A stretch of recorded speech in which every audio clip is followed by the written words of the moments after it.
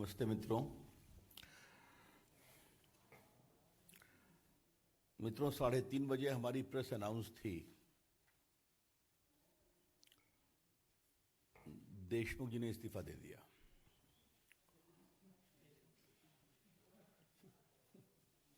आपको बताऊं, एक बार मैंने इस विषय पर पहले भी प्रेस किया था। हमारी प्रेस 3:30 बजे अनाउंस थी और 2:45 बजे जो मुंबई पुलिस है उसने एक प्रेस कर दिया अपने एक वरिष्ठ पुलिस अधिकारी के द्वारा कि सचिन वाजे इस पूरे मामले में इन्वॉल्व हैं, और वो बिना कोई सवाल लिए चले भी गए। तो मोटी बात है कि हमारी प्रेस का असर पड़ता है, बीजेपी की प्रेस का। हाँ, सुबह में देवेंद्र जी ने भी प्रेस किया था। मैं 2-3 मुद्दे उठाना चाहूंगा आपके विचार के लिए। मुंबई हाईकोर्ट का पूरा फैसला तो लोड होगा तो हम लोग पढ़ेंगे, लेकिन जो उनका फैसला हुआ है उसमें पहली बात यह है कि because the principal person involved is the home minister, therefore a fair probe can not be done by the Mumbai police. हम शुरू से एक स्वतंत्र निष्पक्ष जांच की मांग कर रहे थे और मुंबई पुलिस के द्वारा यह संभव नहीं था। थोड़ा जस्ट टू रिकॉल, और ये आज उसको रिकॉल करना बहुत जरूरी है कि देशमुख जी ने कहा था वाजे को कि जैसा आरोप लगाया गया था कि मुंबई में लगभग 1750 बार है, रेस्टोरेंट है, तो आप हर महीने हमें 100 करोड़ कलेक्शन करके दीजिए। तो हम लोगों ने एक विषय उठाया था कि ये टारगेट सिर्फ एक सिटी मुंबई का है, तो पूरे महाराष्ट्र का टारगेट क्या था? और ये टारगेट सिर्फ एक मंत्री, गृह मंत्री जी का है, तो बाकी मंत्रियों का टारगेट क्या था? जब हमने पहले बात उठाई थी तो हमने एक बात और कही थी कि मुख्यमंत्री उद्धव ठाकरे खामोश हैं। शरद पवार जी कहते हैं मंत्री के बारे में फैसला मुख्यमंत्री करते हैं, और कांग्रेस और शिवसेना कहती है कि देशमुख जी के बारे में फैसला एनसीपी करेगी। आज तो कमाल ही हो गया। वो शरद पवार से अनुमति लेने गए और जाके मुख्यमंत्री जी को अपना इस्तीफा सौंपा। तो देश को क्या बताया जा रहा था? Why the country was being taken for a ride? हम भी जानते हैं कि शरद पवार के इशारे पर ही वो इस्तीफा देते या न देते हैं, लेकिन हमारे उद्धव ठाकरे जी कब बोलेंगे? उनकी खामोशी कई सवाल खड़े कर रही है। The consistent conspicuous silence of Mr. Uddhav Thackeray is by itself raising a lot of questions. क्या हम ये मानकर चलें कि बात निकलेगी तो बहुत दूर तक जाएगी? देखिए, आप एक बात देखिए, इस पूरे मामले को मैं पार्टी की तरफ से और थोड़े कानून की समझदारी के रूप से कुछ रखना चाहता हूं। जो हमारी लास्ट प्रेस थी उसी दिन मैं मुंबई पुलिस ने प्रेस किया, और एनआईए सचिन वाजे की कहानी की परत दर परत रोज निकाल रही है। अभी तक कितनी गाड़ियां पकड़ी गई उनकी, लग्जरी गाड़ियां, और 6 या 7 आ गई हैं, 8 हो गई। रोज नई गाड़ियां मिलती हैं जो उपयोग कर रहे हैं। एनआईए ने गोताखोरों को मीठी नदी में कुदवाया तो कितनी चीजें निकल गई। तो ये सचिन वाजे की कहानी कहां तक जाएगी ये तो एनआईए बताएगी, लेकिन उसकी परत दर परत रोज खुल रही है। हमारी अपेक्षा होगी कि सीबीआई प्रिलिमिनरी इंक्वायरी प्रामाणिकता से अवश्य करेगी, और जो लॉ में प्रावधान है अगर उनको लगता है कि प्राइमा फेशी केस है तो एफआईआर करने का उनका अधिकार है। और कोर्ट ने स्वयं पाया है कि मामला गंभीर है, गृह मंत्री इन्वॉल्व हैं, फेयर प्रोब मुंबई पुलिस के द्वारा नहीं संभव है।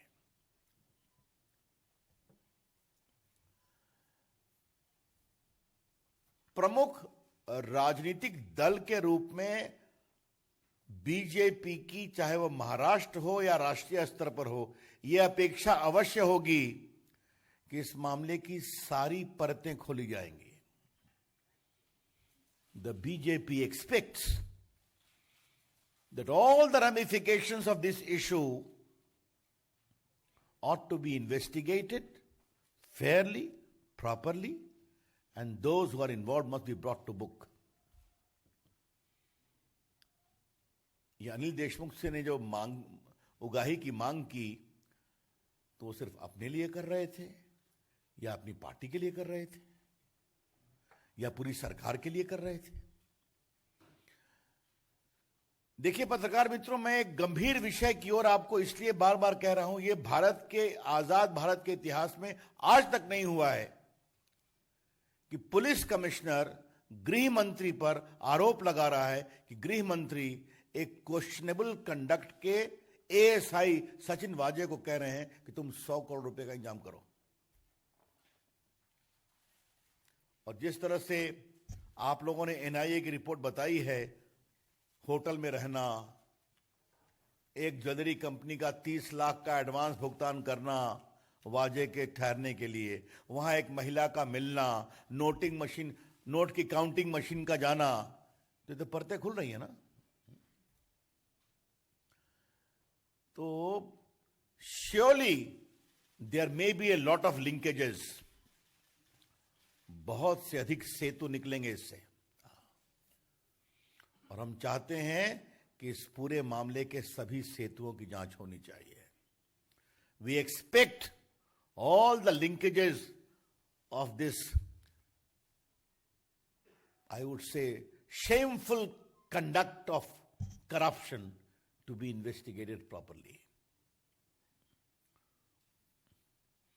मैंने एक नाम दिया था, जैसा कि दवा में, जैसा मेरे शब्द समानता नहीं होते हैं, आप लोगों से कई बार मैंने बात करने का अवसर मुझे मिलता है। महाअघाड़ी नहीं है, वसूली अघाड़ी। और मुझे यह अपेक्षा नहीं थी कि वसूली अघाड़ी एक प्रकार से रोज बरोज साबित हो जाएगी।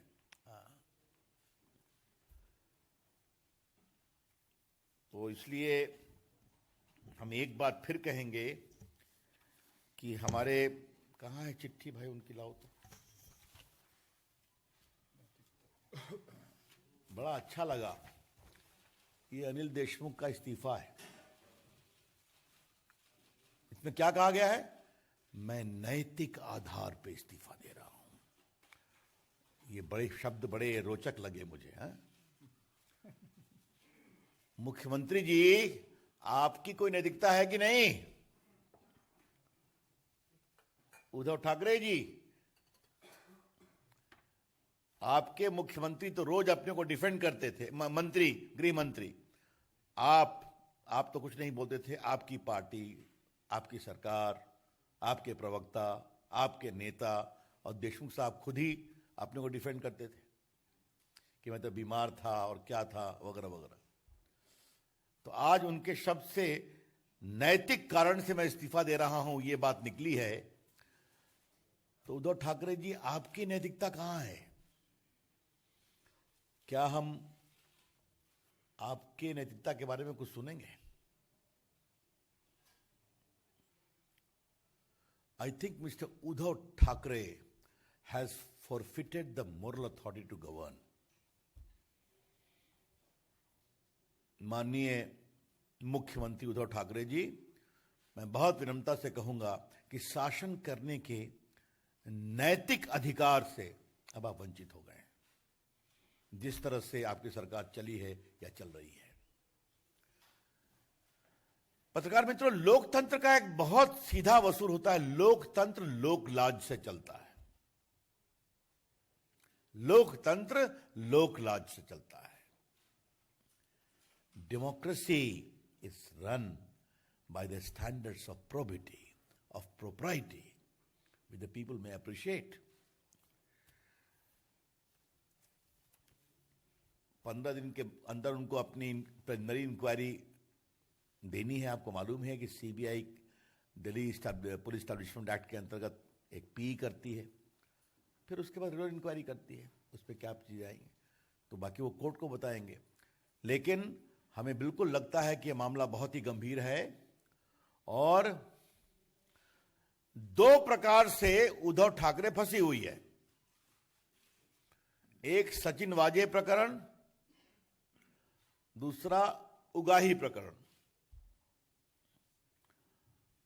और सचिन वाजे के बारे में मैं ज्यादा नहीं बोलूंगा, लेकिन एक बात तो रिपीट करना है कि कोई असिस्टेंट पुलिस इंस्पेक्टर, जो पुलिस इंस्पेक्टर भी नहीं है, उसको इतने महत्वपूर्ण पद दिए गए, सारे क्राइम का इन्वेस्टिगेशन का हेड बनाया गया, जो 10-12 साल सस्पेंशन में था, शिवसेना का मेंबर बना और फिर उसको रीइंस्टेट किया गया। और रीइंस्टेट क्यों किया गया ये मैं चर्चा कर चुका हूं कि कोरोना में पुलिस अफसर्स की आवश्यकता है, क्योंकि बहुत से पुलिस वाले बीमार हैं और असिस्टेंट इंस्पेक्टर सिर्फ यही रेस्टोर किए गए और बाकी 4 पुलिस वाले रेस्टोर किए गए। और उसके बाद की पूरी कहानी आपके सामने में है। तो अगर पूरे तार को जोड़ा जाए तो ये तार क्या दिखाते हैं? एक बड़े षड्यंत्र, लूट का।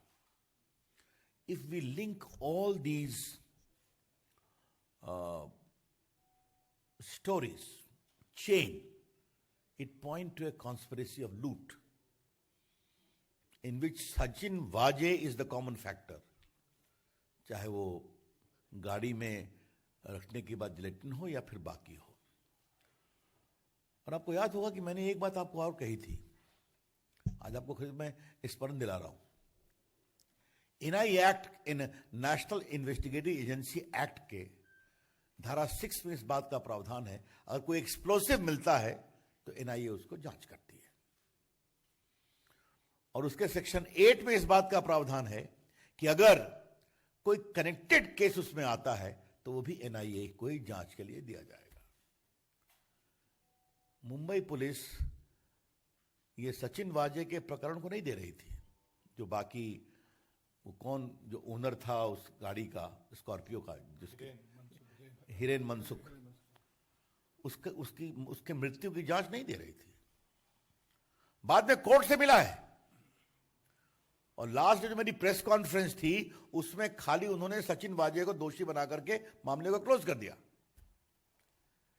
तो I am raising with you all these suspicious chain of circumstances, संदेहास्पद चेन ऑफ सर्कमस्टेंसेस को मैं आपके सामने रखने की कोशिश कर रहा हूं। इस पूरे मामले के सारे षड्यंत्र की जांच होनी चाहिए। कौन किसको प्रश्रय दे रहा था? Who was giving patronage to whom? Who was shielding whom? Who was encouraging whom? कौन किसको प्रश्रय दे रहा था, कौन किसको प्रोत्साहित कर रहा था और कौन किसको बचा रहा था। तो ये मामले बहुत गंभीर हैं। तो इसलिए पार्टी की ओर से हमें लगा कि हम इस बात को विस्तार से कहें। हम तो वेट कर रहे थे कि यहां पर हम देशमुख साहब का इस्तीफा मांगेंगे, लेकिन शायद हम लोग की प्रेस से कुछ असर होता है, भनक पड़ गई। हाँ, लेकिन ये बात सिर्फ देशमुख तक की नहीं है, बहुत दूर की है, जो मैं बता चुका। मित्रों, ये अंतिम बातें थोड़ा मैंने व्यंग से कही थी, इसको आप that's all from my side. Devendra ji please. पहले इस पर बात कर लें। और कोई सवाल इस पर? अरे नहीं नहीं नहीं, ऐसे नहीं। और कोई सवाल नहीं? Any questions on this topic?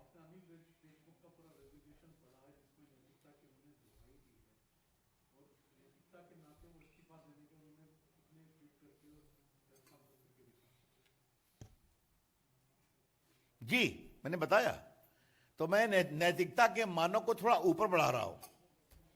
जिस मुख्यमंत्री के अगुवाई में इतनी बड़ी बड़ी घटनाएं हो रही हैं, उनका कोई नैतिक दायित्व तो बनता है कि नहीं, ये मैंने विषय कहा है। One by one. आप बोलो.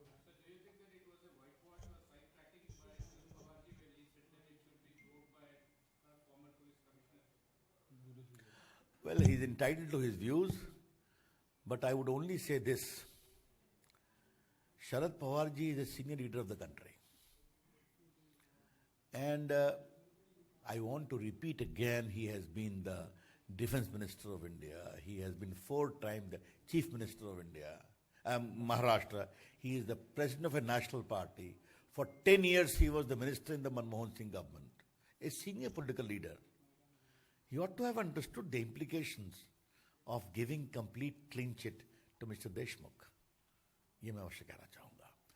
और जहाँ तक सवाल है कमीशन ऑफ इंक्वायरी का या बाकी का, तो आपको मालूम है ना कि इन्होंने जो कमीशन बनाया भी वो एडमिनिस्ट्रेटिव कमीशन है। कमीशन ऑफ इंक्वायरी एक्ट के अंतर्गत अगर कोई कमीशन बनता है तो उसकी लीगल पावर्स होती है, एविडेंस ऑन ओथ होता है, वो डॉक्यूमेंट कॉल फॉर कर सकते हैं, उनकी रिपोर्ट को असेंबली के सामने ले करना पड़ता है। ऐसा कुछ नहीं था। तो just white washing inquiry, 2 operation साथ चल रहा था। एक ऑपरेशन लूट, दूसरा ऑपरेशन व्हाइट वॉश, दोनों साथ चल रहा था। यस,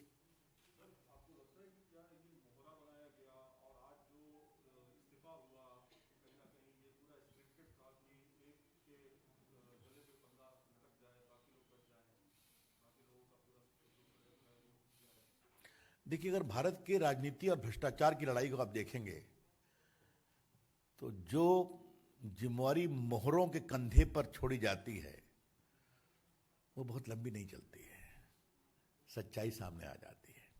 अब आज कोर्ट ने खुद निर्देश दिया है सीबीआई को, हमें सीबीआई की जांच की प्रतीक्षा करनी चाहिए और ये हम अपेक्षा करेंगे कि इस मामलों के सारे षड्यंत्र, सारे तथ्यों की ईमानदारी से जांच की जाएगी। हाँ, no other question on this?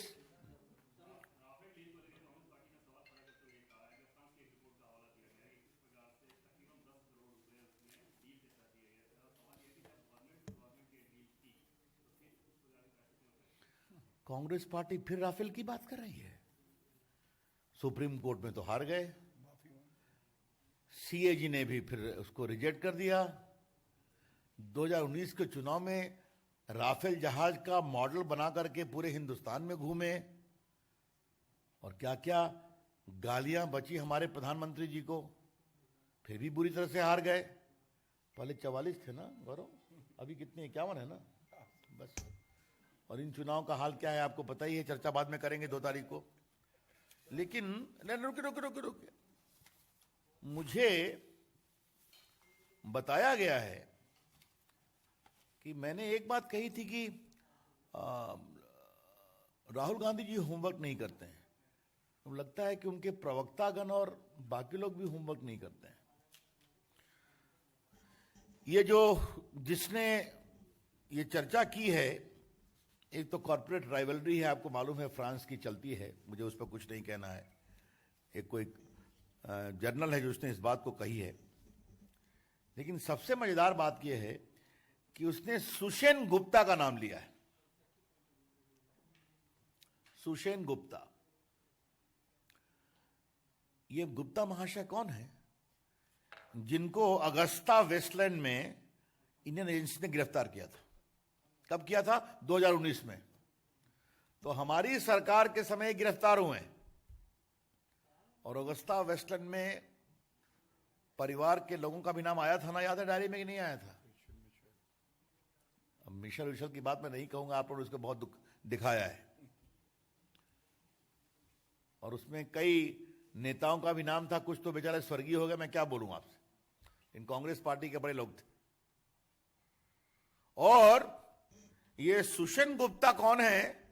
तो सलमान खुर्शीद ने तो पब्लिकली कहा है कि हम इसके परिवार को जानते हैं।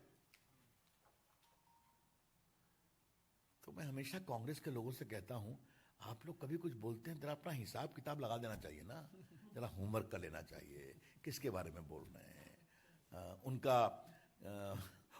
उनका गोत्र क्या है, आजकल गोत्र शब्द बहुत चल रहा है ना, उनका गोत्र क्या है, किनसे उनके संबंध थे, ये क्या मतलब है इसका? ये बिल्कुल बेबुनियाद है। और मैं बड़ा सवाल कांग्रेस से पूछना चाहूंगा, भारत के हमारे जो सुरक्षा बल हैं उनके अंदर की मजबूती को कब तक कमजोर किया जाएगा? यह सच्चाई नहीं है कि 30 साल से भारतीय एयरफोर्स को फाइटर प्लेन नहीं मिला,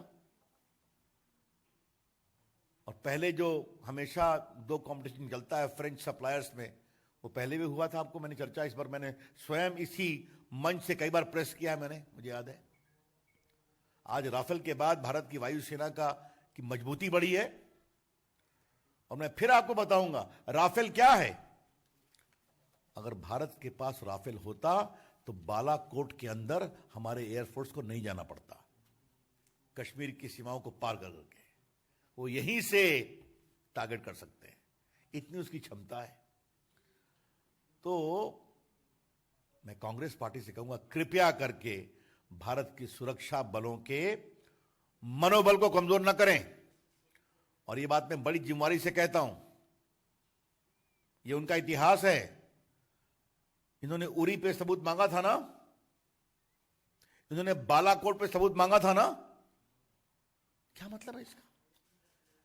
जिन सेना के साहसिक कार्रवाई की पूरी दुनिया प्रशंसा कर रही है, उस पर सवाल खड़े करना, और आज ये तो ये बिल्कुल बेबुनियाद है। मैं इससे देख, मुझे कुछ कहने की जरूरत नहीं है।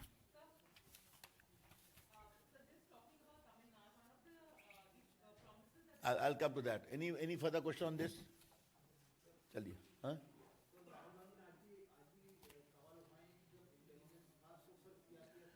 देखिए, अब हम लोग को विचार करना पड़ेगा कि राहुल गांधी पर कितना बोला जाए, और शायद मुझे ये बात बहुत विनम्रता से बोलनी पड़ेगी कि राहुल गांधी को देश ने गंभीरता से लेना बंद कर दिया है। And I say so with full sense of responsibility that India is increasingly refusing to take Rahul Gandhi seriously for the kind of utterances he keeps on making with alarming regularity.